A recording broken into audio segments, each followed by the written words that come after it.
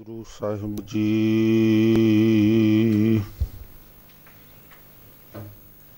ਏਕ ਓੰਕਾਰ ਸਤਨਾਮ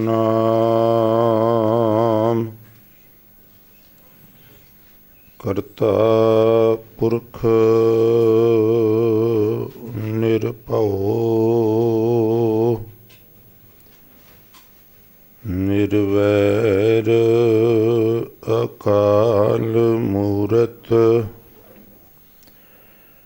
ਅਜੂਨੀ ਸੈਭੰ ਗੁਰ ਪ੍ਰਸਾਦ ਚੱਕਰ ਚਿਹਨ ਅਰ ਬਰਨ ਜਾਤ ਅਰ ਪਾਤ ਨਹਨ ਜਿਹ ਰੂਪ ਰੰਗ ਅਰ ਰੇਖ ਭੇਖ ਕੋ ਕਹਿ ਨਾ ਸਕਤ ਕਹਿ ਅਚਲ ਮੂਰਤ ਅਨਭਉ ਪ੍ਰਕਾਸ਼ ਅੰਤੋਜ ਕਹਿਜੈ ਕੋਟ ਇੰਦਰ ਇੰਦਰਾਨ ਸ਼ਾਹ ਸ਼ਾਹਾਨ ਗਨਿਜੈ ਤਿਰਭਵਨ ਮਹੀਪ ਸੁਰ ਨਰ ਅਸੁਰ ਨੇਤ ਨੇਤ ਵਣ ਤ੍ਰਿਣ ਕਹਿਤ ਤਬ ਸਰਵ ਨਾਮ ਕਥੈ ਕਵਨ ਕਰਮ ਨਾਮ ਬਰਨਤ ਸੁਮਤ ਜੀਤਾ ਜੀਉ ਪਿੰਡ ਸਭ ਤੇਰਾ ਤੂੰ ਅੰਤਰਜਾਮੀ ਪੁਰਖ ਭਗਵਾਨ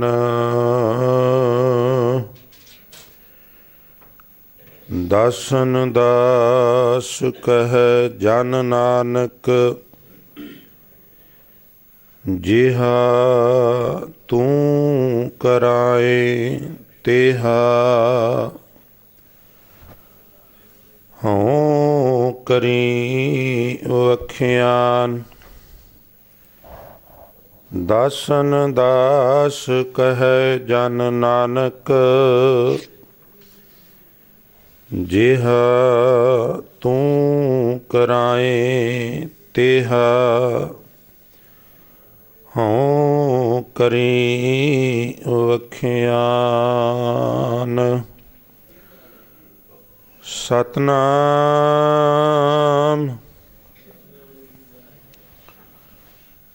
ਧੰਨ ਵਾਹਿਗੁਰੂ ਜੀ ਜਲ ਕੀ ਭੀਤ ਪਵਨ ਕਾ ਥੰਬਾ ਰਕਤ ਬੂੰਦ ਕਾ ਗਾਰਾ ਹਾੜ ਮਾਸ ਨਾੜੀ ਕੋ ਪਿੰਜਰ ਪੰਖੀ ਬਸੈ ਵਿਚਾਰਾ ਪ੍ਰਾਨੀ ਕਿਆ ਮੇਰਾ ਕਿਆ ਤੇਰਾ ਜੈਸੇ ਤਰਵਰ ਪੰਖ ਬਸੇਰਾ ਰਹਾਉ ਰੱਖੋ ਕੰਧ ਉਸਾਰੋ ਨੀਵਾ ਸਾਢੇ ਤੀਨ ਹਾਥ ਤੇਰੀ ਸੀਮਾ ਬੰਕੇ ਬਾਲ ਪਾਗ ਸਿਰ ਟੇਰੀ ਏ ਤਨ ਹੋਏ ਗੋ ਭਸਮ ਕੀ ਢੇਰੀ ਊਚੇ ਮੰਦਰ ਸੁੰਦਰ ਨਾਰੀ ਰਾਮ ਨਾਮ ਬਿਨ ਬਾਜੀ ਹਾਰੀ मेरी जात कमीनी पात कमीनी, ओछा जन्म हमारा, तुम शरणागत राजा रामचंद, कह रविदास चमारा। मेरी जात कमीनी पात कमीनी, ओछा जन्म हमारा, तुम शरणागत राजा रामचंद, कह रविदास चमारा। वाहिगुरु जी का खालसा, वाहिगुरु जी की फतेह। परम सन्मानयोग जुगो जुग अटल चवर छत्र ਅਤੇ ਸਿੰਘਾਸਨ ਦੇ ਮਾਲਕ, ਬਾਣੀ ਕੇ ਬੋਹਿਤ ਸਰਬ ਸਾਂਝੀਵਾਲਤਾ ਦੇ ਪ੍ਰਤੀਕ ਸ਼ਬਦ ਗੁਰੂ ਧੰਨ ਧੰਨ ਸਾਹਿਬ ਸ੍ਰੀ ਗੁਰੂ ਗ੍ਰੰਥ ਸਾਹਿਬ ਮਹਾਰਾਜ ਜੀ ਦੀ ਪਾਵਨ ਪਵਿੱਤਰ ਹਜ਼ੂਰੀ ਅਤੇ ਜ਼ਾਹਰ ਪੀਰ ਜਗਤ ਗੁਰ ਬਾਬਾ ਧੰਨ ਧੰਨ ਸਾਹਿਬ ਸ੍ਰੀ ਗੁਰੂ ਨਾਨਕ ਦੇਵ ਮਹਾਰਾਜ ਜੀ, ਦਲ ਭੰਜਨ ਗੁਰ ਸੂਰਮਾ ਬੜ ਜੋਧਾ ਬਹੁ ਪਰਉਪਕਾਰੀ ਸਤਿਗੁਰੂ ਸ੍ਰੀ ਗੁਰੂ ਹਰਗੋਬਿੰਦ ਸਾਹਿਬ ਮਹਾਰਾਜ ਜੀ ਦੀ ਪਵਿੱਤਰ ਚਰਨ ਛੋਹ ਪ੍ਰਾਪਤ ਮਹਾਨ ਪਵਿੱਤਰ ਇਤਿਹਾਸਕ ਸਥਾਨ ਗੁਰਦੁਆਰਾ ਸ੍ਰੀ ਦਮਦਮਾ ਸਾਹਿਬ ਦੁੱਗਰੀ ਲੁਧਿਆਣਾ ਵਿਖੇ ਸੁਭਾਇਮਾਨ ਬਹੁਤ ਹੀ ਸਤਿਕਾਰਯੋਗ ਗੁਰੂ ਸਵਾਰੀ ਸਾਧ ਸੰਗਤ ਜੀ, ਵਡਭਾਗੇ ਹੋ ਜੋ ਪ੍ਰਾਤः ਕਾਲ ਸਾਂਭ ਸੰਭਾਲ ਕਰਦਿਆਂ ਨੀਂਦ ਆਲਸ ਆਦਿ ਦਾ ਤਰਕ ਤਿਆਗ ਕਰਕੇ ਆਪ ਜੀ ਗੁਰੂ ਦਰਬਾਰ ਪਹੁੰਚ ਕੇ ਗੁਰੂ ਕਿਆਂ ਦੀ ਮੁਬਾਰਕ ਰਸਨਾ ਤੋਂ ਗੁਰਬਾਣੀ ਦੇ ਰਸ ਪਿੰਨੇ ਕੀਰਤਨ ਸਰਵਣ ਕਰਕੇ ਲਾਹੇ ਪ੍ਰਾਪਤ ਕਰ ਰਹੇ ਸੋ ਜੀ। ਸਨਮਾਨਯੋਗ ਸਾਧ ਸੰਗਤ, ਸਤਿਗੁਰੂ ਕਿਰਪਾ ਕਰਨ ਆਪ ਸਾਰੀਆਂ ਸੰਗਤਾਂ ਦੀਆਂ ਹਾਜ਼ਰੀਆਂ, ਤਿਲ ਫੁੱਲ ਸੇਵਾਵਾਂ ਭੇਟਾਵਾਂ ਆਪਣੇ ਦਰ ਕਬੂਲ ਫਰਮਾਉਣ, ਸਭਨਾਂ ਦੀਆਂ ਸ਼ੁਭ ਮਨੋਭਾਵਨਾਵਾਂ ਗੁਰਮਤਿ ਅਨੁਸਾਰ ਮੁਕੰਮਲ ਹੋਣ। ਨਾ ਚੀਜ਼ ਸੇਵਾਦਾਰ ਦੀ ਗੁਰੂ ਚਰਨਾਂ 'ਚ ਐਸੀ ਜਾਤੀ ਅਰਦਾਸ ਵੀ ਹੈ। ਸਨਮਾਨਯੋਗ ਸਾਧ ਸੰਗਤ, ਸਤਿਗੁਰੂ ਜੀ ਦੀ ਮਿਹਰਾਮਤ ਤੇ ਆਪ ਸੰਗਤ ਦੀ ਅਸੀਸ ਨਾਲ, ਸੰਗਤ ਦੇ ਸੁਝਾਅ ਸਦਕਾ, ਪ੍ਰਬੰਧਕਾਂ ਦੇ ਉਦਮ ਸਦਕਾ ਭਗਤ ਰਵਿਦਾਸ ਸਾਹਿਬ ਮਹਾਰਾਜ ਜੀ ਦਾ ਜੋ 14 ਫਰਵਰੀ ਨੂੰ ਜਨਮ ਦਿਨ ਆ ਰਿਹਾ ਹੈ, ਉਸ ਨੂੰ ਮੁੱਖ ਰੱਖਦਿਆਂ ਹੋਇਆਂ ਭਗਤ ਜੀ ਦੇ ਪਵਿੱਤਰ ਬਚਨਾਂ ਦੀ ਕਥਾ ਵਿਚਾਰ ਸ਼ੁਰੂ ਕੀਤੀ ਗਈ ਹੈ, ਜਿਸ ਅਧੀਨ ਆਪ ਜੀ ਨੇ ਹੁਣੇ ਜੋ ਪਵਿੱਤਰ ਸ਼ਬਦ ਸਰਵਣ ਕੀਤਾ ਹੈ, ਪਾਵਨ ਸ਼ਬਦ ਸੋਰਠ ਰਾਗ ਅੰਦਰ ਸ੍ਰੀ ਗੁਰੂ ਗ੍ਰੰਥ ਸਾਹਿਬ ਮਹਾਰਾਜ ਵਿੱਚ ਨਿਰੂਪਣ ਹੈ। ਕਿਉਂਕਿ ਇਹ ਵਿਚਾਰ 30 ਦਿਨ ਦੀ ਨੀਅਤ ਕੀਤੀ ਗਈ ਸੀ ਔਰ ਭਗਤ ਜੀ ਦੇ ਕੁੱਲ 40 ਸ਼ਬਦ ਸ੍ਰੀ ਗੁਰੂ ਗ੍ਰੰਥ ਸਾਹਿਬ ਮਹਾਰਾਜ ਵਿੱਚ ਨੇ। ਇਸ ਵਾਸਤੇ ਵਿਦਵਾਨ ਸੱਜਣਾ ਨੇ ਕਈ ਇੱਕ ਤਰੀਕਾਂ 'ਚ ਇੱਕ ਸ਼ਬਦ ਅਤੇ ਕਈ ਇੱਕ ਤਰੀਕਾਂ ਵਿੱਚ 2 ਸ਼ਬਦਾਂ ਦੀ ਟਰਮ ਰੱਖੀ ਹੈ। ਤੋ ਅੱਜ 2 ਸ਼ਬਦਾਂ ਦੀ ਵਾਰੀ ਹੈ, ਜਿਸ ਵਿੱਚ ਇੱਕ ਸ਼ਬਦ ਆਪ ਜੀ ਨੇ ਸਰਵਣ ਕੀਤਾ ਹੈ ਔਰ ਇਸ ਤੋਂ ਅਗਲਾ ਸ਼ਬਦ ਚਮਰਟਾ ਗਾਂਠ ਨਾ ਜਣਈ ਲੋਕ ਗਠਾਵੇਂ ਪਨਹੀ ਆਰ ਨਹੀਂ ਜੇ ਤੋਪੋ ਨਹੀਂ ਰਾਮਬੀ ਠਾਉ ਰੋਪੋ ਲੋਗ ਗੰਠ ਗੰਠ ਖਰਾ ਬਗੂਚਾ ਹੋਂ ਬਿਨ ਗਾਂਠੇ ਜਾਏ ਪਹੁੰਚਾ ਰਵਿਦਾਸ ਜਪੈ ਰਾਮ ਨਾਮਾ ਮੋਹਿ ਜਮ ਸਿਉ ਨਾਹੀ ਕਾਮਾ। ਇਹ ਇਦੋਂ ਅਗਲੇਰਾ ਸ਼ਬਦ ਹੈ। ਤੋ ਇਹਨਾਂ 2 ਸ਼ਬਦਾਂ ਦੀ ਰਹਿੰਦੇ 45 ਮਿੰਟਾਂ ਵਿੱਚ 22 ਮਿੰਟ ਡਿਵਾਈਡ ਕਰਕੇ ਅਸੀਂ ਸਮਝਣ ਸਮਝਾਉਣ ਦਾ ਯਤਨ ਕਰਾਂਗੇ। ਉਮੀਦ ਹੈ ਆਪ ਜੀ ਇਕਾਗਰਤਾ ਬਖਸ਼ ਕੇ ਸਾਥ ਦਿਓਗੇ। ਤੋ ਆਓ ਸਾਧ ਸੰਗਤ, ਭਗਤ ਰਵਿਦਾਸ ਮਹਾਰਾਜ ਜੀ ਦੇ ਉਚਾਰਨ ਕੀਤਾ ਹੋਇਆ ਇਹ ਪਵਿੱਤਰ ਸ਼ਬਦ ਜਲ ਕੀ ਭੀਤ ਪਵਨ ਕਾ ਥੰਬਾ ਰਕਤ ਬੂੰਦ ਕਾ ਗਾਰਾ हाड मांस नाड़ी को पिंजर पंखी बसे बेचारा प्राणी क्या मेरा क्या तेरा जैसे तरवर पंख बसेरा। इस पवित्र शब्द ਨੂੰ ਸਮਝਣ ਦਾ ਯਤਨ ਕਰੀਏ। ਨਾਚੀਜ਼ ਅਗਲੇਰੀਆਂ ਗੁਰਮਤਿ ਵਿਚਾਰਾਂ ਸ਼ੁਰੂ ਕਰੇ ਇਸ ਤੋਂ ਪਹਿਲਾਂ ਆਪ ਜੀ ਤੋਂ ਆਗਿਆ ਲਵਾਂ।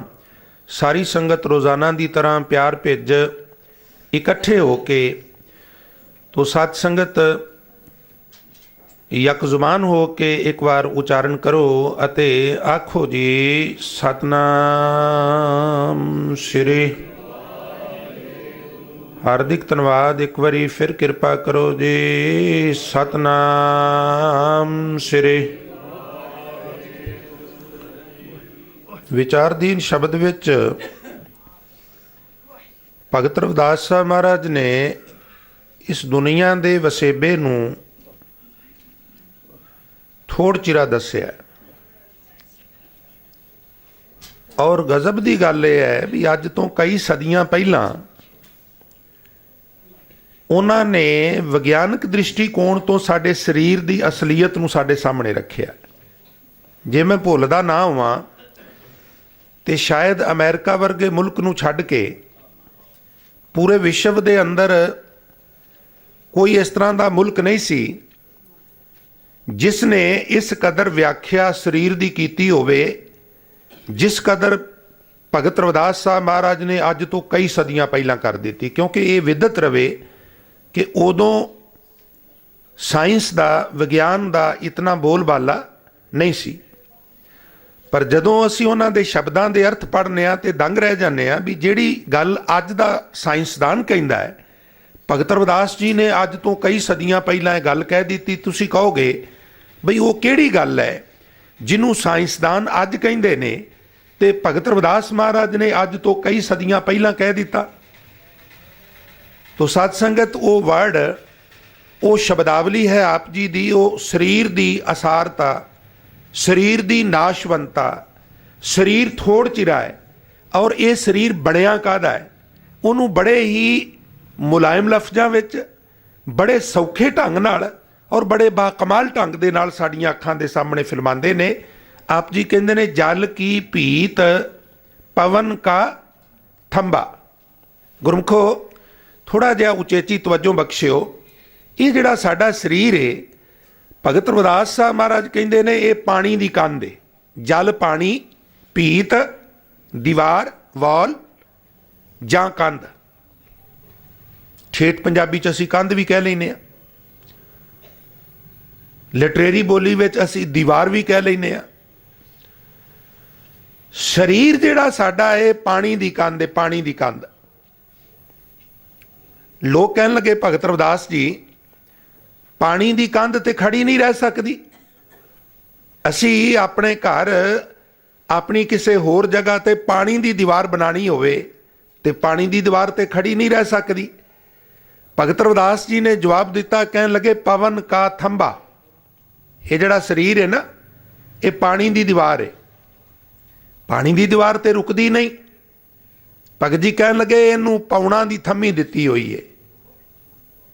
ਅਜੋਕੀ ਮੈਡੀਕਲ ਸਾਇੰਸ ਇੱਕ ਗੱਲ ਕਹਿੰਦੀ ਹੈ ਬਈ ਇਹ ਜਿਹੜਾ ਸਰੀਰ ਹੈ ਇਹ ਜਿਨ੍ਹਾਂ ਤੱਤਾਂ ਦਾ ਬਣਿਆ ਹੈ ਉਹਨਾਂ ਤੱਤਾਂ ਦੀ ਜਦੋਂ ਗਿਣਤੀ ਕਰਾਉਂਦੇ ਨੇ ਤੇ ਜਲ, ਅਗਨੀ,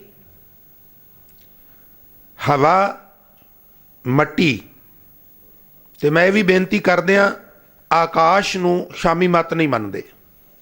ਤੁਸੀਂ ਗ੍ਰੰਥ ਪੜ੍ਹੋ, ਕੁਰਾਨ, ਤੁਰੇਤ, ਬਾਈਬਲ, ਜਦੋਂ ਸਰੀਰ ਦੀ ਗੱਲ ਕਰਦੇ ਨੇ ਤਾਂ ਕਹਿੰਦੇ 4 ਤੱਤਾਂ ਦਾ ਹੈ। ਔਰ ਮੈਂ ਵੀ ਬੇਨਤੀ ਕਰਦਿਆਂ ਵੀ ਹਿੰਦੂਇਜ਼ਮ ਔਰ ਸਿੱਖਇਜ਼ਮ 5 ਤੱਤ ਮੰਨਦੀ ਔਰ ਉਹਦਾ ਇੱਕ ਕਾਰਨ ਹੈ। ਸਰੀਰ ਸੱਚੀ ਮੁੱਚੀ 4 ਤੱਤਾਂ ਦਾ ਹੀ ਹੈ, ਪਰ ਜਿਹੜਾ 4 ਤੱਤਾਂ ਦਾ ਸਰੀਰ ਹੈ ਨਾ ਇਹਨੂੰ ਵਿਚਰਨ ਵਾਸਤੇ ਸਪੇਸ ਚਾਹੀਦਾ, ਇਹਨੂੰ ਵਿਚਰਨ ਵਾਸਤੇ ਆਕਾਸ਼ ਚਾਹੀਦਾ। ਇਸ ਵਾਸਤੇ ਸਿੱਖਇਜ਼ਮ ਨੇ ਉਸ 5ਵੇਂ ਤੱਤ ਨੂੰ ਇਹਦੇ ਨਾਲ ਜੋੜ ਲਿਆ ਵੀ ਜੇ ਸਪੇਸ ਨਹੀਂ ਤੇ 4 ਤੱਤਾਂ ਦਾ ਸਰੀਰ ਵਿਚਰੇਗਾ ਕਿੱਥੇ, ਉਹ ਤੇ ਵਿਚਰ ਨਹੀਂ ਸਕਦਾ। ਇਸ ਲਈ ਇਹਦੇ ਵਿੱਚ ਜਲ ਹੈ, ਇਹਦੇ ਵਿੱਚ ਅਗਨੀ ਹੈ, ਇਹਦੇ ਵਿੱਚ ਹਵਾ ਹੈ ਔਰ ਇਹਦੇ ਵਿੱਚ ਮੱਟੀ ਹੈ। ਇਹ 4 ਤੱਤਾਂ ਦਾ ਪੁਤਲਾ 5ਵੇਂ ਤੱਤ ਦੇ ਵਿੱਚ ਵਿਚਰਦਾ। ਇਹ ਜਿਹੜਾ 4 ਤੱਤਾਂ ਦਾ ਸਰੀਰ ਹੈ, ਇਸ 4 ਤੱਤਾਂ ਦੇ ਅਸਲੀਅਤ ਨੂੰ ਸੌਖੇ ਢੰਗ ਨਾਲ ਸਮਝਣਾ ਹੋਵੇ ਤੇ ਗੱਲ ਇਉਂ ਸਮਝੀਏ ਵੀ ਕਿਸੇ ਡੈੱਡ ਬੋਡੀ ਨੂੰ, ਕਿਸੇ ਪਾਰਥਕ ਸਰੀਰ ਨੂੰ, ਮ੍ਰਿਤਕ ਦੇਹ ਨੂੰ ਅਸੀਂ ਸੰਸਕਾਰ ਕਰਨਾ ਹੋਵੇ, ਅਗਨਦਾਹ ਕਰਨਾ ਹੋਵੇ ਤੇ ਉਹਨੂੰ ਲੱਕੜਾਂ ਦੇ ਉੱਤੇ ਰੱਖ ਕੇ ਜਲਾਉਣ ਦੀ ਬਜਾਏ ਜੇ ਅਸੀਂ ਉਹਨੂੰ ਕਿਸੇ ਇਲੈਕਟ੍ਰੋਨਿਕ ਭੱਠੀ ਦੇ ਵਿੱਚ ਸੰਸਕਾਰ ਕਰੀਏ ਤੇ ਇਹ ਗੱਲ ਬਿਲਕੁਲ ਸਾਫ਼ ਨਜ਼ਰ ਆ ਜਾਏਗੀ। ਬੜੇ ਭਾਰੀ ਭਰਕਮ ਭੱਠੀਆਂ, ਪਾਵਰਫੁੱਲ ਔਰ ਜਦੋਂ 1 ਕੁਆਂਟਲ ਦੇ ਪਾਰਥਕ ਸਰੀਰ ਨੂੰ ਉਹਦੇ ਵਿੱਚ ਪਾ ਕੇ ਧੱਕਾ ਦਿੰਦੇ ਔਰ ਬਿਲਕੁਲ 에ਅਰ ਟਾਈਟ ਹੋ ਜਾਂਦੀ, ਫਿਰ ਉਹ ਜਦੋਂ ਸਟਾਰਟਰ ਦਬਦੇ ਤੇ ਫਿਰ ਪਲਕ ਝਲਕ ਵਿੱਚ ਸਾਰੇ ਸਰੀਰ ਨੂੰ ਉਹ ਭਸਮ ਕਰ ਦਿੰਦਾ। ਅਗਲੀ ਗੱਲ ਬੜੇ ਧਿਆਨ ਨਾਲ ਸੁਣਿਓ, ਜਦੋਂ ਉਹ ਇਸ਼ਾਰਾ ਕਰਦੇ ਫਿਊਨਲ ਹਾਊਸ 'ਚ ਅੱਗੇ ਆ ਜਾਓ, ਤੇ ਅੱਗੇ ਫਿਰ ਉਹ ਸਾਡੇ ਹੱਥਾਂ 'ਚ ਇੱਕ ਅੱਜ ਕੱਲ੍ਹ ਉੱਥੇ ਪੋਲੀਥੀਨ ਲਿਫਾਫੇ ਪਏ ਹੁੰਦੇ ਨੇ, ਉਹ ਪੋਲੀਥੀਨ ਦੀ ਕਾਫੀ ਹੱਛੀ ਲਿਫਾਫੀ ਜੀ ਬਣੀ ਹੁੰਦੀ ਹੈ, ਉਹ ਪਕੜਾ ਦਿੰਦੇ ਨੇ। ਮਹਾਰਾਜ ਇਹ ਕੀ ਹੈ? ਉਹ ਕਹਿੰਦੇ ਨੇ ਇਹੋ ਕੁਛ ਹੈ। ਹੱਦ ਹੋ ਗਈ ਏ, ਅਸੀਂ ਕੁਆਂਟਲ ਦਾ ਸਰੀਰ ਭੱਠੀ 'ਚ ਪਾਇਆ ਸੀ, ਤੁਹਾਡੀ ਇਲੈਕਟ੍ਰੋਨਿਕ ਭੱਠੀ 'ਚ, ਔਰ ਤੁਸੀਂ ਇਹ ਪੋਲੀਥੀਨ ਦਾ ਲਿਫਾਫਾ ਪਕੜਾ ਰਹੇ ਹੋ, ਕੁਆਂਟਲ ਇਹਦੇ ਵਿੱਚ ਕਿਵੇਂ ਆ ਗਿਆ? ਫਿਰ ਉਹ ਕਹਿੰਦੇ ਵੀ ਵੇਖੋ, ਤੁਹਾਡੇ ਪਾਰਥਕ ਸਰੀਰ ਦੇ ਵਿੱਚ ਮਿਨੀਮਮ 65 ਲੀਟਰ ਮੈਕਸੀਮਮ 75 ਲੀਟਰ ਪਾਣੀ ਸੀ। ਜਦੋਂ ਅਸੀਂ ਭੱਠੀ ਨੂੰ ਔਨ ਕੀਤਾ, ਪਾਣੀ ਵਾਸ਼ਪੀਕਰਨ ਹੋ ਕੇ ਹਵਾ ਚਲਾ ਗਿਆ। ਮੈਂ ਤਾਂ ਬੇਨਤੀ ਕਰ ਰਿਹਾ ਵੀ ਭਗਤ ਰਵਿਦਾਸ ਮਹਾਰਾਜ ਸਾਡੇ ਸਰੀਰ ਦੀ ਜੋ ਯਥਾਰਥ ਹੈ ਉਹ ਸਾਡੀਆਂ ਅੱਖਾਂ ਸਾਹਮਣੇ ਫਿਲਮਾ ਰਹੇ ਨੇ ਵੀ ਇਹ ਕੀ ਹੈ, ਔਰ ਇਹਦੇ ਵਿੱਚ ਆਉਣ ਵਾਲੀ ਆਤਮਾ ਜਿਹੜੀ ਹੈ ਉਹਦਾ ਕਿੰਨਾ ਕੁ ਵਸੇਬਾ ਹੈ, ਔਰ ਮੈਨੂੰ ਉਮੀਦ ਹੈ ਤੁਸੀਂ ਦਿਲਚਸਪੀ ਦਿਖਾਓਗੇ। ਕਹਿੰਦੇ ਨੇ ਜਦੋਂ ਵਾਸ਼ਪੀਕਰਨ ਹੋਇਆ, ਸੇਕ ਲੱਗਾ, ਪਾਣੀ ਜਿਹੜਾ ਸੀ ਉਹ ਵਾਸ਼ਪੀਕਰਨ ਹੋ ਕੇ ਆਕਾਸ਼ ਵਿੱਚ ਚਲਾ ਗਿਆ, ਖਤਮ ਨਹੀਂ ਹੋਇਆ। ਜਦੋਂ ਕੋਈ ਮਨੁੱਖ ਦੀ ਡੈਥ ਹੁੰਦੀ ਹੈ ਨਾ, ਜਿਸ ਸਰੀਰ ਤੇ ਉਸ ਆਤਮਾ ਨੇ ਸਵਾਰੀ ਕੀਤੀ, ਉਹ ਸਰੀਰ ਦਾ ਨਾਸ ਨਹੀਂ ਹੁੰਦਾ। ਜਿਸ ਤਰ੍ਹਾਂ ਤੁਸੀਂ ਬੱਸ ਖੜੀ ਕਰਦੇ ਹੋ ਵਰਕਸ਼ਾਪ 'ਚ, ਉਹ ਚਾਬੀਆਂ ਪਾਨੇ ਲੈ ਕੇ ਖੋਲ ਖਾਲ ਕੇ ਦੇੜ ਦੂੜ ਕੇ ਸਾਰੀ ਇੱਧਰ ਉੱਧਰ ਰੱਖ ਦੇਣ, ਤੇ ਫਿਰ ਜੇ ਉਹ ਚਾਹਣ ਤੇ ਕੁਝ ਸਮਾਂ ਪਾ ਕੇ ਉਹਨਾਂ ਨੂੰ ਕਹੀਏ ਵੀ ਉਹ ਹੀ ਸਾਰਾ ਵਲੇਵਾ ਸਾਨੂੰ ਜੋੜ ਦਿਓ, ਤੇ ਉਹ ਮਕੈਨਿਕ ਉਹਨੂੰ ਜੋੜ ਵੀ ਸਕਦੇ ਨੇ। ਪਹੀਏ ਖੋਲ ਕੇ ਰੱਖ ਦਿੱਤੇ, ਛੱਤ ਖੋਲ ਕੇ ਰੱਖਤੀ, ਸੀਟਾਂ ਖੋਲ ਕੇ ਰੱਖਤੀਆਂ, ਇੰਜਣ ਵੱਖਰਾ ਕਰ ਦਿੱਤਾ, ਸਭ ਕੁਝ ਵੱਖਰਾ ਵੱਖਰਾ ਕਰਕੇ ਜਿਹੜੇ ਵੱਖਰਾ ਵੱਖਰਾ ਕਰ ਸਕਦੇ ਨੇ ਉਹ ਦੁਬਾਰਾ ਇਕੱਠਾ ਵੀ ਕਰ ਸਕਦੇ ਨੇ। ਇਸ ਲਈ ਇੱਕ ਗੱਲ ਸਮਝਣਾ ਵੀ ਕੋਈ ਮਰਦਾ ਨਹੀਂਗਾ, ਆਤਮਾ ਨਹੀਂ ਮਰਦੀ, ਇਹ ਤੇ ਸੱਚ ਹੈ। ਹੁਣ ਤੇ ਕੁਝ ਸਾਡੇ ਵਿਦਵਾਨ ਕਹਿੰਦੇ ਵੀ ਆਤਮਾ ਹੈ ਹੀ ਨਹੀਂ, ਸਰੀਰ ਵਿੱਚ ਸੈੱਲ ਨੇ, ਉਹ ਸੈੱਲ ਵੀਕ ਹੋ ਜਾਂਦੇ ਨੇ, ਲੀਲਾ ਸਮਾਪਤ ਹੋ ਜਾਂਦੀ ਹੈ। ਮੈਂ ਨਾ ਜੇ ਤੁਹਾਡੀ ਇਹ ਗੱਲ ਮੰਨ ਲਈਏ ਵੀ ਸਾਡੇ ਸਰੀਰ ਨਾਲ ਹੀ ਸਾਡੀ ਆਤਮਾ, ਸਾਡਾ ਸਾਰਾ ਸਫ਼ਰ ਮੁੱਕ ਗਿਆ, ਫਿਰ ਵਕਤ ਨੂੰ ਕਾਹਦੇ ਲਈ ਫੜੇ ਆ ਵੀ ਸਵੇਰੇ ਸਵੇਰੇ ਉੱਠੋ, ਬਾਣੀ ਪੜ੍ਹੋ, ਨਹਾਓ, ਇਹ ਨਹੀਂ ਕਰਨਾ, ਉਹ ਨਹੀਂ ਕਰਨਾ, ਫਿਰ ਕਾਹਦੇ ਲਈ ਵਕਤ ਨੂੰ ਫੜੇ ਆ? ਜੇ ਲੀਲਾ ਸਰੀਰ ਦੇ ਨਾਲ ਹੀ ਸਮਾਪਤ ਹੋ ਜਾਂਦੀ ਹੈ, ਮੇਰਾ ਇਹਨਾਂ ਵੀਰਾਂ ਨੂੰ ਸਵਾਲ ਹੈ, ਔਰ ਅੱਗੋਂ ਕੋਈ ਜੀਵਨ ਨਹੀਂ, ਅੱਗੇ ਕੋਈ ਲੋਕ ਨਹੀਂ, ਅੱਗੇ ਕੋਈ ਸਫ਼ਰ ਨਹੀਂ, ਅਗਲੀ ਕੋਈ ਲੀਲਾ ਨਹੀਂ, ਤੇ ਫਿਰ ਅਸੀਂ ਕਿਉਂ ਵਕਤ ਨੂੰ ਫੜੇ ਆ? ਫਿਰ ਉਹ ਜੰਗਲੀ ਜੀਵਨ ਠੀਕ ਨਹੀਂ ਸੀ? ਤੇ ਤੁਹਾਡਾ ਤਰਕ ਆਪਣੀ ਜਗ੍ਹਾ ਤੇ ਹੋਵੇਗਾ। ਮੈਨੂੰ ਤੇ ਇਹ ਗੱਲ ਸਮਝ ਆਉਂਦੀ ਹੈ ਵੀ ਹਜ਼ੂਰ ਕਹਿੰਦੇ ਨੇ ਵੀ ਸਭ ਕੁਝ ਹੈ, ਸਿਰਫ ਸਮੱਸਿਆ ਹੈ ਵੀ ਤੇਰੀਆਂ ਅੱਖਾਂ ਦੇ ਉੱਤੇ ਅਗਿਆਨਤਾ ਦਾ ਪਰਦਾ ਆ ਗਿਆ ਔਰ ਤੈਨੂੰ ਕੁਝ ਨਜ਼ਰ ਨਹੀਂ ਆਉਂਦਾ। ਤੂੰ ਕਹਿੰਦਾ ਇਹ ਜੱਗ ਮਿੱਠਾ, ਅੱਗਾ ਕਿਨ ਡਿੱਠਾ। ਗੁਰੂ ਸਵਾਰੀ ਸਾਧ ਸੰਗਤ ਤਤ ਤਤਾਂ ਚਲੇ ਜਾਂਦੇ ਨੇ। ਉਹ ਕਹਿੰਦੇ ਪਾਣੀ 'ਚ ਪਾਣੀ ਚਲਾ ਗਿਆ, ਹਵਾ 'ਚ ਹਵਾ ਚਲੀ ਗਈ, ਅੱਗ 'ਚ ਅੱਗ ਚਲੀ ਗਈ। ਪੁੱਛੀਏ ਫਿਰ ਇਹ ਕੀ ਹੈ? ਉਹ ਕਹਿੰਦੇ ਮੱਟੀ ਬਚੀ ਏ, ਤੁਸੀਂ ਪਰੰਪਰਾ ਅਨੁਸਾਰ ਜਲ ਪ੍ਰਵਾਹ ਕਰੋਗੇ, ਥੋੜੀ ਦੂਰ ਜਲ ਤੇ ਤਰਦੀ ਜਾਏਗੀ, ਫਿਰ ਮੱਟੀ ਵੀ ਮੱਟੀ ਤੇ ਬੈਠ ਜਾਏਗੀ, ਮੱਟੀ ਮੱਟੀ ਚਲੀ ਜਾਏਗੀ, ਹਵਾ ਹਵਾ ਚਲੀ ਜਾਏਗੀ, ਅੱਗ ਅੱਗ ਚਲੀ ਜਾਏਗੀ, ਪਾਣੀ ਫਿਰ ਕਿਤੇ ਮੌਨਸੂਨਾਂ ਦੇ ਨਾਲ ਬਾਰਿਸ਼ ਬਣ ਕੇ ਇੱਥੇ ਵਰੇਗਾ, ਔਰ ਆਤਮਾ ਚੰਗੇ ਕਰਮਾਂ ਕਰਕੇ ਪਰਮਾਤਮਾ 'ਚ ਭੇਦ ਹੋ ਜਾਏਗੀ, ਵਰਨਾ ਅਗਲੀ ਯਾਤਰਾ ਤੇ ਨਿਕਲ ਜਾਏਗੀ। ਕਈ ਜਨਮ ਕਈ ਕੀਟ ਪਤੰਗਾ। ਹੁਣ ਭਗਤ ਰਵਿਦਾਸ ਸਾਹਿਬ ਏਡੀ ਗੇਤੀ ਵਿਗਿਆਨਕ ਜਾਣਕਾਰੀ, ਜਲ ਕੀ ਭੀਤ ਪਵਨ ਕਾ ਥੰਬਾ, ਇਹ ਸਾਡਾ ਸਰੀਰ ਪਾਣੀ ਦੀ ਕੰਧ ਹੈ। ਕਹਿੰਦੇ ਜੀ ਪਾਣੀ ਦੀ ਕੰਧ ਤੇ ਖੜੀ ਨਹੀਂ ਰਹਿ ਸਕਦੀ, ਕਹਿਣ ਲੱਗੇ ਇਹਨੂੰ ਸਵਾਸਾਂ ਦੀ ਥੰਮੀ ਦਿੱਤੀ ਹੈ, ਅਤੇ ਰਕਤ ਬੂੰਦ ਕਾ ਗਾਰਾ, ਮਾਂ ਦਾ ਖੂਨ ਤੇ ਪਿਤਾ ਦੇ ਵੀਰਜ ਦਾ ਮਾਨੋ ਇਹਨੂੰ ਗਾਰਾ ਲੱਗਾ ਹੈ। ਹਾਡ ਮਾਸ ਨਾੜੀ ਕੋ ਪਿੰਜਰ, ਹੱਡ ਮਾਸ ਤੇ ਨਾੜਾਂ ਦਾ ਇਹ ਪਿੰਜਰ ਏ। ਤੇ ਅਗਲੇ ਬਚਨ ਬੜੇ ਸਾਰਥਕ ਨੇ, ਆਪ ਜੀ ਫਰਮਾਨ ਕਰਦੇ ਨੇ, ਕਹਿੰਦੇ ਪੰਖੀ ਬਸੈ ਬੇਚਾਰਾ। ਖੇਤਾਂ ਦੇ ਵਿੱਚ ਕਿਸੇ ਰੁੱਖ ਦੇ ਉੱਤੇ, ਕਿਸੇ ਟਾਹਣੀ ਤੇ, ਦਰਖਤ ਤੇ ਕਿਸੇ ਪੰਛੀ ਨੇ ਤਿਨਕਾ ਤਿਨਕਾ ਇਕੱਠਾ ਕਰਕੇ ਆਲਣਾ ਪਾਇਆ ਹੋਵੇ, ਉਹ ਰਾਤ ਨੂੰ ਉਹਦੇ 'ਚ ਵਸੇਬਾ ਕਰੇ, ਅਗਲੇ ਦਿਨ ਸਵੇਰੇ ਚੋਗਾ ਚੁਗਣ ਚਲਾ ਜਾਏ, ਤੇ ਜਦੋਂ ਚੋਗਾ ਚੁਗਣ ਜਾਏ ਔਰ ਸ਼ਾਮ ਨੂੰ ਆਪਣੇ ਰਹਿਣ ਬਸੇਰੇ ਤੇ ਵਾਪਸ ਆਵੇ, ਤੇ ਉਹ ਕੀ ਤੱਕਦਾ ਹੈ? ਉਹ ਪਜਲ ਹੋ ਜਾਂਦਾ ਹੈ, ਉਹਨੂੰ ਆਲਣਾ ਨਹੀਂ ਲੱਭਦਾ, ਕਿਉਂਕਿ ਜਿਸ ਟਾਹਣੀ ਤੇ ਆਲਣਾ ਸੀ ਔਰ ਉਹ ਟਾਹਣ ਜਿਸ ਰੁੱਖ ਨਾਲ ਜੁੜਿਆ ਸੀ, ਉਹ ਰੁੱਖ ਹੀ ਉੱਥੋਂ ਨਦਾਰਦ ਹੈ, ਅਭਾਵ ਹੈ। ਕਿਉਂ? ਕਿਉਂਕਿ ਜਿਸ ਕਿਸਾਨ ਦੇ ਖੇਤ ਵਿੱਚ ਉਹ ਦਰਖਤ ਸੀ, ਉਹ ਰੁੱਖ ਸੀ, ਉਹ ਪੇੜ ਸੀ, ਉਹਨੂੰ ਬਾਲਣ ਦੀ ਫਰਨੀਚਰ ਵਾਸਤੇ ਲੱਕੜ ਦੀ ਲੋੜ ਸੀ। ਉਹਨੇ ਕੁਝ ਮਜ਼ਦੂਰ ਲਗਾਏ, ਆਲਿਓਂ ਦੁਆਲਿਓਂ ਉਹਨਾਂ ਮਿੱਟੀ ਵਿਹਲੀ ਕੀਤੀ, ਕੁਹਾੜੀਆਂ ਨਾਲ ਜੜ੍ਹਾਂ ਵੱਡੀਆਂ, ਡੇਕ ਕੇ ਉਹਦੇ ਮੋਛੇ ਮਾਛੇ ਪਾ ਕੇ ਸਾਰਾ ਸਮਾਨ ਲੱਦ ਕੇ ਘਰਾਂ ਨੂੰ ਲੈ ਗਏ। ਜਦੋਂ ਇਹ ਵਾਪਸ ਆਇਆ ਉੱਥੇ ਕੁਝ ਵੀ ਨਹੀਂ ਸੀ। ਉਚੇਚਾ ਧਿਆਨ ਦਿਆ ਜੀ। ਹੁਣ ਉਸ ਪੰਛੀ ਦਾ ਆਲਣਾ, ਆਲਣੇ ਵਾਲੀ ਟਾਹਣੀ ਨਾਲ ਜੁੜਿਆ ਹੋਇਆ ਵੱਡਾ ਟਾਹਣ ਤੇ ਤਣਾ ਔਰ ਪੂਰਾ ਦਰਖਤ ਦਾ ਸਮਾਜ ਉੱਥੋਂ ਨਦਾਰਦ ਹੈ, ਖਤਮ ਹੋ ਗਿਆ। ਪਰ ਕੀ ਐਸਾ ਹੋਣ ਨਾਲ ਪੰਛੀ ਮਰ ਗਿਆ? ਨਹੀਂ ਮਰਿਆ। ਇਸੇ ਤਰ੍ਹਾਂ ਸੰਸਾਰ ਇੱਕ ਰੁੱਖ ਹੈ, ਸਾਡਾ ਘਰ ਉਹਦੇ ਤੇ ਵੱਡਾ ਟਾਹਣ ਹੈ, ਸਾਡਾ ਸਰੀਰ ਉਹਦੇ ਨਾਲ ਜੁੜੀ ਹੋਈ ਟਾਹਣੀ ਹੈ, ਔਰ ਸਾਡੀ ਆਤਮਾ ਉਸ ਟਾਹਣੀ ਰੂਪੀ ਇਹ ਜਿਹੜਾ ਸਰੀਰ ਹੈ, ਆਲਣਾ ਜਿਹੜਾ ਹੈ, ਇਹਦੇ ਵਿੱਚ ਸਾਡੀ ਆਤਮਾ ਆਪਣਾ ਵਸੇਬਾ ਕਰਦੀ ਹੈ। ਔਰ ਸਾਰਾ ਕੁਝ ਨੇਸਤੋ ਨਾਬੂਦ ਹੋ ਜਾਏ ਤਾਂ ਵੀ ਇਹ ਆਤਮਾ ਕਾਇਮ ਦਾਇਮ ਰਹਿੰਦੀ ਹੈ। ਉਹ ਪੰਛੀ ਦੁਬਾਰਾ ਤਿਨਕੇ ਇਕੱਠੇ ਕਰਕੇ ਆਪਣਾ ਘੌਂਸਲਾ ਬਣਾ ਲੈਂਦਾ। ਇਸੇ ਤਰ੍ਹਾਂ ਇਸ ਸਰੀਰ ਨੂੰ ਲੋੜ ਅਨੁਸਾਰ ਪਰਮਾਤਮਾ ਫਿਰ ਨਵਾਂ ਘਰ ਦੇ ਦਿੰਦਾ। ਇਸ ਲਈ ਭਗਤ ਕਬੀਰ ਸਾਹਿਬ ਕਹਿੰਦੇ ਨੇ, ਐਸੇ ਘਰ ਸਰੀਰ ਰੂਪੀ ਘਰ ਹਮ ਬਹੁਤ ਬਸਾਏ ਜਬ ਹਮ ਰਾਮ ਗਰਭ ਹੋਇਆ ਹੈ। हे परमात्मा, जिमें जिमें मैं गर्भ विच आया, वारी वारी क्रम क्रम मैं शरीर रूपी बड़े घरां दे विच रहा, बड़े घरां दे विच रहा। तो सत संगत भगत रविदास जी शरीर की असारता नूं साडे सामने बयान करते हैं ते कहिंदे ने, प्राणी क्या मेरा क्या तेरा। इत्थे मेर तेर काहदे लई? जदों वसेबा थोड़े दिनां दा है, हमेशा बैठे नहीं रहना, फिर तू क्यों तृष्णा की अग में सड़ना है, क्यों ईरखा करना है, क्यों लोगों नाल वैर विरोध करना है। इत्थे ते वसेबा ही थोड़े चिर दा, तेनू ते चंगे काम करने चाहिए ने, तेनू अहंकार नहीं करना चाहिए, मेर तेर दे चक्कर विच नहीं पैना चाहिए। क्योंकि जैसे तरवर, तरवर मैंने श्रेष्ठ रुख, पंख मैंने पंखी, बसेरा मैंने वासा। इस वास्ते एक बारी करो रसना पवित्र ते आखो जी, प्राणी क्या मेरा क्या तेरा, प्राणी क्या मेरा क्या तेरा, प्राणी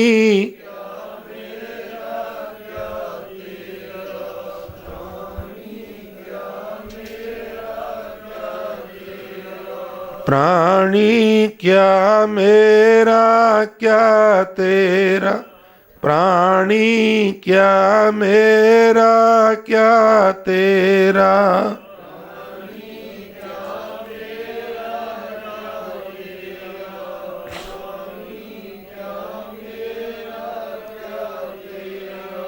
जैसे तरवर पंख बसेरा, जैसे तरवर पंख बसेरा,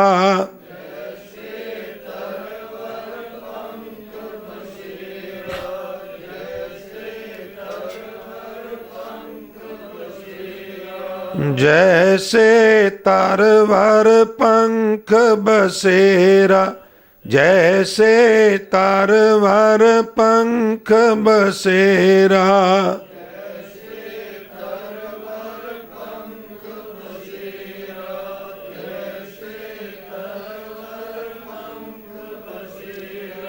प्राणी क्या मेरा क्या तेरा, प्राणी क्या मेरा क्या तेरा।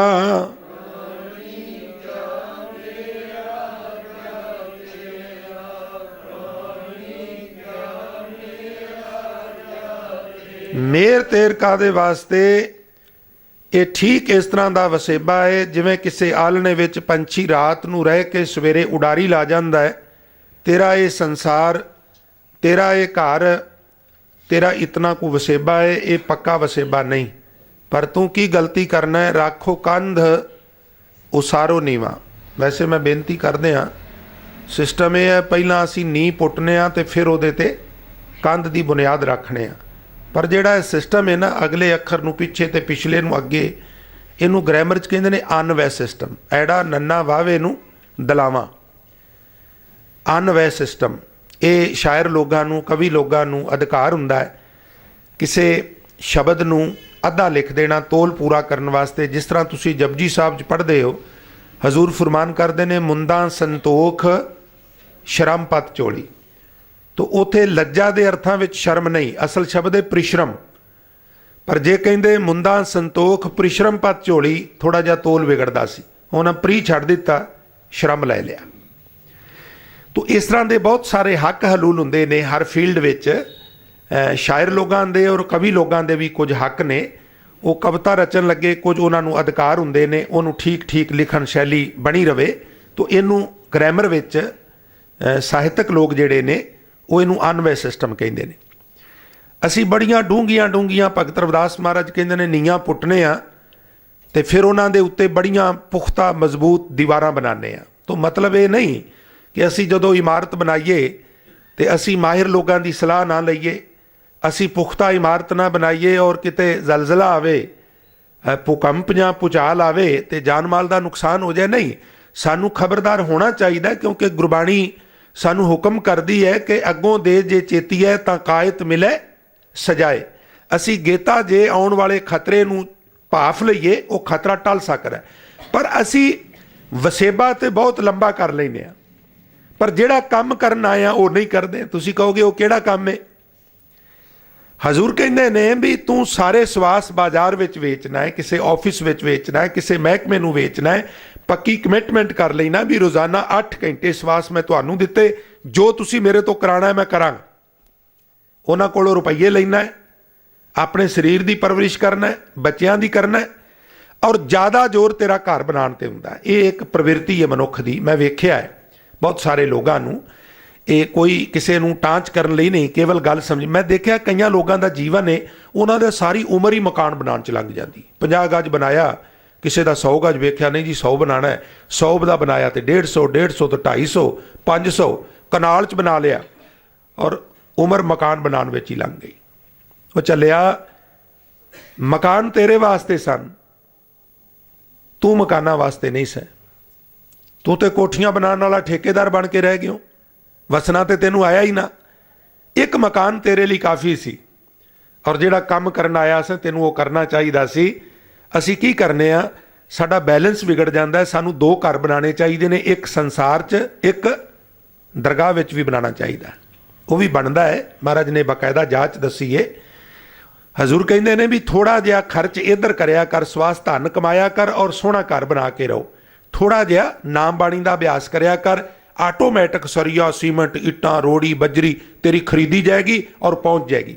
ਪਰ ਤੂੰ ਕੀ ਕੀਤਾ? ਜੋ ਘਰ ਛੱਡ ਗਵਾਵਣਾ ਸੋ ਲੱਗਾ ਮਨ ਮਾਹੇ, ਜਿੱਥੇ ਜਾਏ ਤੁਧ ਵਰਤਨਾ ਤਿਸ ਕੀ ਚਿੰਤਾ ਨਾ ਹੈ। ਉਹਦੀ ਤੈਨੂੰ ਕੋਈ ਚਿੰਤਾ ਨਹੀਂ, ਇਸ ਵਾਸਤੇ ਉਹਦੀ ਵੀ ਚਿੰਤਾ ਕਰ। ਨਿਰੰਕਾਰ ਦੇ ਦਰਬਾਰ ਵਿੱਚ ਜਾਣਾ ਹੈ ਤੇ ਕੁਝ ਨਾਮ ਰੂਪੀ ਪੂੰਜੀ ਨਾਲ ਲੈ ਕੇ ਜਾਣੀ ਹੈ। ਗੁਰਸਵਾਰੀ ਸਾਧ ਸੰਗਤ ਭਗਤ ਜੀ ਫਰਮਾਨ ਕਰ ਰਹੇ ਨੇ, ਰਾਖੋ ਕੰਧ ਉਸਾਰੋ ਨੀਵਾ, 3.5 ਹਾਥ ਤੇਰੀ ਸੀਮਾ। ਜਿਹੜਾ ਤੇਰਾ ਸੀਮਾ ਹੈ, ਜਿਹੜੀ ਤੇਰੀ ਮੜੀ ਹੈ, ਜਿੱਥੇ ਰੱਖ ਕੇ ਤੈਨੂੰ ਦਫਨ ਕੀਤਾ ਜਾਣਾ ਜਾਂ ਜਲਾਇਆ ਜਾਣਾ ਹੈ, ਉਹ 3.5 ਹੱਥ ਅਰਕ ਤੱਕ ਹੱਥ ਗਿਣਦੇ ਨੇ। 3.5 ਹੱਥ ਤੋਂ ਜ਼ਿਆਦੀ ਜਗ੍ਹਾ ਤੈਨੂੰ ਨਹੀਂ ਚਾਹੀਦੀ, ਪਰ ਤੂੰ ਕਬਜ਼ੇ ਬੜੀ ਵੱਡੀ ਵੱਡੀ ਜਗ੍ਹਾ ਤੇ ਕਰਨਾ ਹੈ। ਇਨ ਸਮਝ ਲਓ ਵੀ ਭਗਤ ਨਾਮਦੇਵ ਸਾਹਿਬ ਮਹਾਰਾਜ ਕਹਿੰਦੇ ਨੇ, ਗਹਿਰੀ ਕਰਕੇ ਨੀਮ ਖੁਦਾਈ ਉੱਪਰ ਮੰਡਪ ਛਾਏ, ਮਾਰ ਕੰਡੇ ਤੇ ਕੋ ਅਧਿਕਾਈ, ਜਿਣ ਤ੍ਰਿਣ ਧਰ ਮੂੰਡ ਬੁਲਾਏ। ਬੜੀ ਲੰਬੀ ਉਮਰ ਸੀ ਕਹਿੰਦੇ ਨੇ ਉਹਦੀ, ਔਰ ਮਕਾਨ ਨਹੀਂ ਸੀ ਪੁਖਤਾ ਬਣਾਉਂਦਾ, ਕੱਖਾਂ ਦੀ ਕੁੱਲੀ ਬਣਾ ਕੇ ਰਹਿੰਦਾ ਸੀ। ਕਿਸੇ ਨੇ ਆਖਣਾ, ਮਾਰਕੰਡੇ ਜੀ ਕੋਈ ਢੰਗ ਦਾ ਘਰ ਬਣਾ ਲਓ, ਤੇ ਉਹ ਕਹਿੰਦੇ ਸਨ ਵੀ ਇੱਥੇ ਕਿਹੜਾ ਬੈਠੇ ਰਹਿਣਾ, ਢੰਗ ਦਾ ਘਰ ਬਣਾਈਏ। ਔਰ ਜਦੋਂ ਉੱਥੋਂ ਡਿਪਾਰਚਰ ਕਰਦੇ ਸਨ, ਪ੍ਰਸਥਾਨ ਕਰਦੇ ਸਨ, ਉਦੋਂ ਜਿਹੜੀ ਛੱਪਰ ਹੁੰਦੀ ਸੀ ਉਹਨੂੰ ਵੀ ਅੱਗ ਲਾ ਕੇ ਅੱਗੇ ਨਿਕਲ ਜਾਂਦੇ ਸਨ। ਲੋਕ ਕਹਿੰਦੇ ਕਿਉਂ? ਉਹ ਕਹਿੰਦੇ ਵੀ ਇਹਦੇ ਨਾਲ ਪਕੜ ਬਣ ਜਾਏਗੀ, ਦਿਲ ਕਰੇਗਾ ਵੀ ਉੱਥੇ ਮੇਰੀ ਛੱਪੜ ਏ, ਚਲੋ ਉਸ ਛੰਨ ਵਿੱਚ ਗੇੜਾ ਹੀ ਮਾਰ ਆਵੀਏ। ਨਾ ਰਹੇਗਾ ਬਾਂਸ ਔਰ ਨਾ ਬਜੇਗੀ ਬਾਂਸੁਰੀ, ਇਹ ਛੱਪਰ ਰਵੇ ਹੀ ਨਾ, ਤਾਂ ਕਿ ਮੇਰਾ ਮਕਾਨ ਦਾ ਮੋਹ ਖਤਮ ਹੋ ਜਾਏ। ਅਸੀਂ ਇੱਕ ਗੁਸਤਾਖੀ ਕਰਦੇ, ਘਰ ਬਣਾਉਣਾ ਬੁਰੀ ਗੱਲ ਨਹੀਂ, ਯਥਾ ਸ਼ਕਤ ਸਿੱਖ ਕੋਲ ਰਹਿਣ ਵਾਸਤੇ